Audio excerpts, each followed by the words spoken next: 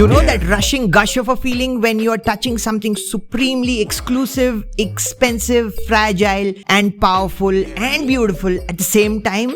No, I'm not talking about an iPhone. We have done that for over a decade. But I'm actually talking about Apple's great rival, Samsung. Yeah, the great South Korean company, which has been chasing Apple's tail for a decade or so with the Galaxy line of smartphones. I think we finally get it now. And that's something to take note of, because the new Galaxy Note 20 Ultra blends that ultimate balance between beastly functionality and performance and beauty and grace that would make a lot of fashionistas proud. And in other ways, it feels so plush, so expensive, almost like a Louis Vuitton product. And that's the balance they have struck with this new phone. So let's do this.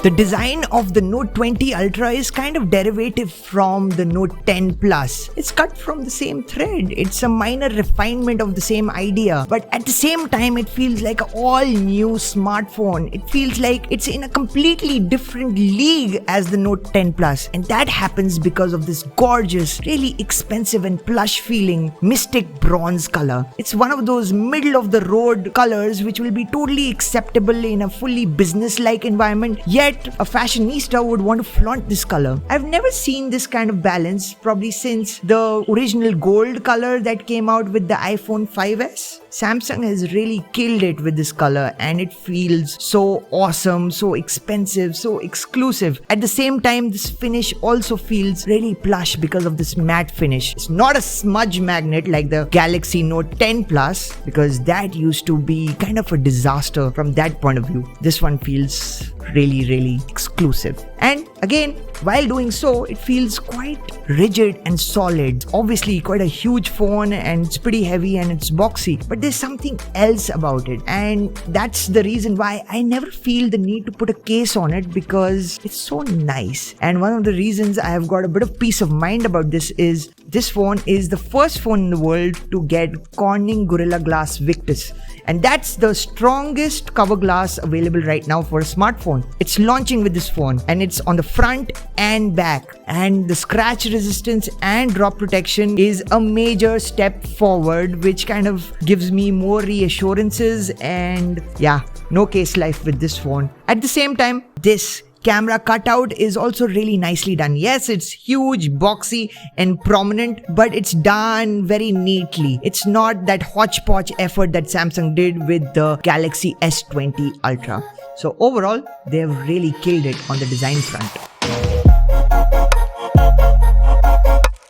Now, of course, the Galaxy Note 20 Ultra is a hulking big smartphone, and the reason for that is this huge 6.9-inch display. And this display is just wow. It's 6.9 inches of pure greatness. It will give you all kinds of technical equity that you could desire. It gets 120 Hz refresh rate, gets a Quad HD resolution. It's the brightest screen ever to be put on a smartphone, and yet the colors are gorgeous yet accurate, great viewing angles. Don't ask me what is it good for. Actually, it's the best screen out there. It's good at everything, even gaming. And it does an industry first. This is the first screen on a phone which can dynamically adjust its refresh rate. What does that mean? So if you have a still image, it's not going to do 120 frames per second. It's going to just ramp it down. And if you're playing a high resolution game with great levels of graphics, then it's going to do the 120 Hz thing. Yes, even for your user interface, so that everything feels fast and fluid. So that's a trick that it's kind of learned from the iPad Pro, because the iPad Pro has been doing this for at least 3 years, since 2017. But mind you, that is still being done on an LCD IPS screen. And this is one of the first OLED screens to do that, and it is glorious. And that also supports a feature that the Note is actually known the world over for, and that is the S Pen.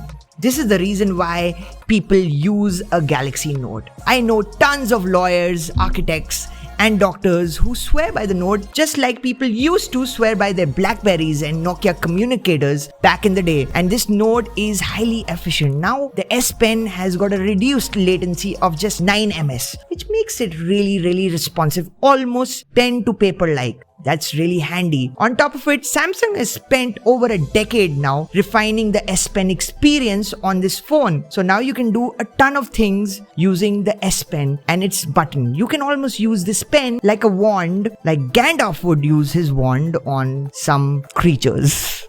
And it becomes really handy, and you can do a ton of things remotely. For instance, you can trigger the camera, you can use a lot of gestures to do things remotely just by the pen. And on top of it, you can scribble, you can annotate, you can take screenshots, and it's really well embedded in a ton of productivity apps, including some apps by Microsoft, which makes this phone a beast of a productivity machine, something that's amazing for a gadget of this size. And that's why the Note is so special.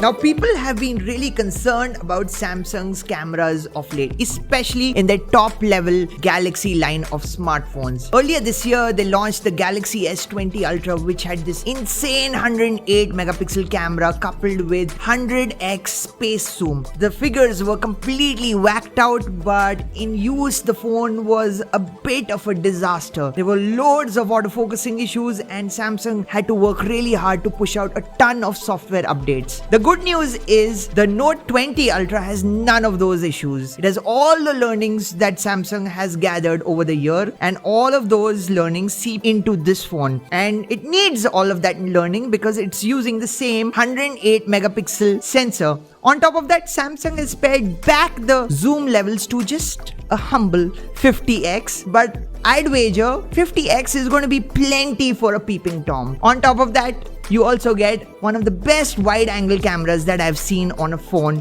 period. The end result is this is Samsung's best camera phone yet. That's saying a lot. It's incredibly versatile and it does well in all kinds of situations, be it broad daylight or even night time. Yes, Samsung's night mode is now right up there with the Google Pixel and the iPhone 11. And overall, apart from Samsung's signature's oversaturated yellowish tinge, you get a really great camera system, which is equally versatile and even handles great zoom capabilities without giving you much trouble. On top of it, you even get a good selfie camera, which is pretty excellent in most conditions. As for video, Samsung is showing some next level flex out here. This phone is part of a very exclusive club that can do 8K video. Most of us wouldn't be using 8K video. Most of us would be using 4K video, and it does great 4K video at 60 frames per second. It's usually shake-free and does not have a lot of artifacts, which is really important. And if you ramp it down to 1080p video, it's even better. It even records audio like a boss. The microphones are great. Even if you're in a really loud environment, maybe in the future, if you're in a Warped Core style techno gig, then this phone is going to handle the audio duties really well. It even gets a cool feature called audio zoom, which allows you to lock focus and zoom into a subject and use the microphone like a shotgun. So really, Samsung has pushed the limits of the camera on this and come up with easily one of the top 3 best camera phones of the year.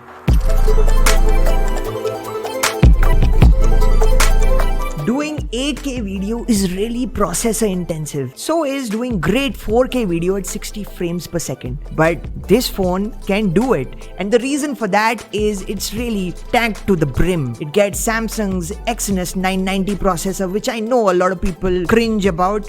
It gets 12 GB of RAM and 256 GB of storage. In a nutshell, for most people, this phone will get the job done. It's going to be great at everything. But then again, this phone costs upwards of $1 lakh. For a phone of its price, you expect it to do everything best in class. Well, that's where the situation becomes a little muddled because Samsung is selling the Galaxy Note 20 Ultra in the US with the Qualcomm Snapdragon 865 Plus processor, which we know to be decidedly better than the Exynos 990 that the Indian version gets, which is a little problematic for me. Now, the reason here is A, the Exynos 990 is just not as good, even though Samsung says that they've made a lot of optimizations. B, the problem is that the phone is actually more expensive in India than the US. We are paying more money to get a slightly inferior version, and that rubs me the wrong way. That is just plain wrong, and it's just not restricted to India. A lot of markets, even in Europe, it's going to ship with this Exynos 990 processor. Samsung, you need to change that philosophy, or maybe improve Exynos a little better. But long story short, for most people, they are not going to give two hoots. Only maybe super nerdy people like me or gamers will feel that extra pinch when they are just pushing the limits of the phone. But for most people, just like a Louis Vuitton, they're not going to care because it does everything so well, and the performance, it gets 9 out of 10 regardless. That's how good a phone this is, and that's why people shouldn't make a big deal out of Exynos. But still, Samsung is doing something unethical out here. As you'd imagine, for a phone of its class, it does the basics really well. It gets IP68 water and dust resistance. It's kind of expected of a phone, and it does it.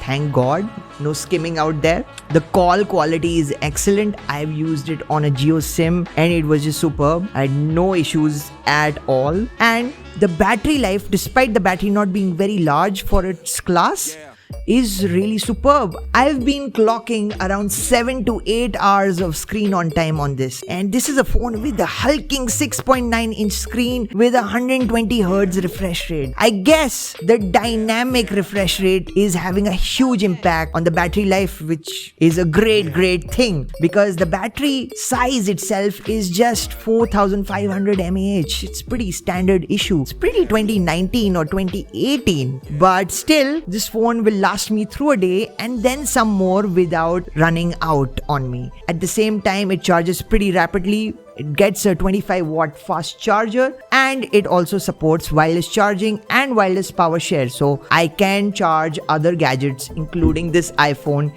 using the Note 20 Ultra. That's really cool.